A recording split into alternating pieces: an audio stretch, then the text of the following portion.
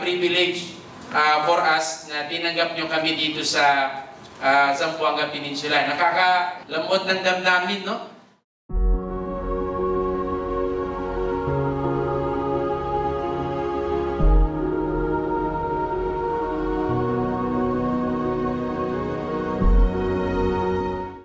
Malaki pong naitulong na sa amin, lalo na sa mga knowledge about sa human rights. So na-refresh po kami kung gaano ba kahalaga yung karapatan namin bilang tao or bilang individual, lalo na sa Bangsamoro region dito, particularly sa Buanga, Sibugay.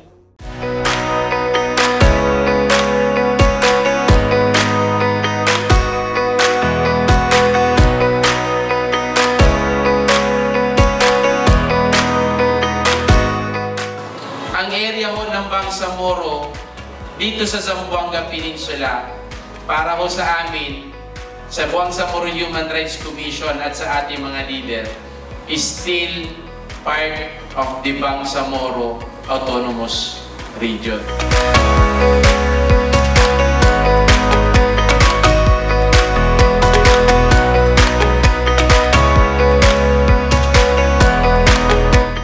A big contribution to us because we understand the right of everybody, especially the peace and order.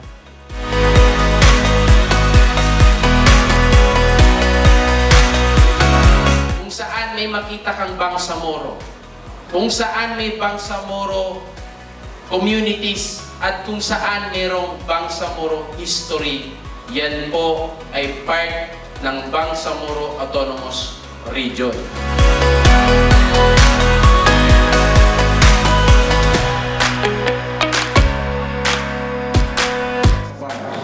So, sa ato, nagkamagitsa ni Lord Gulyo na nag-authorize sila at tandingan nila so gatamanan upang sa mall.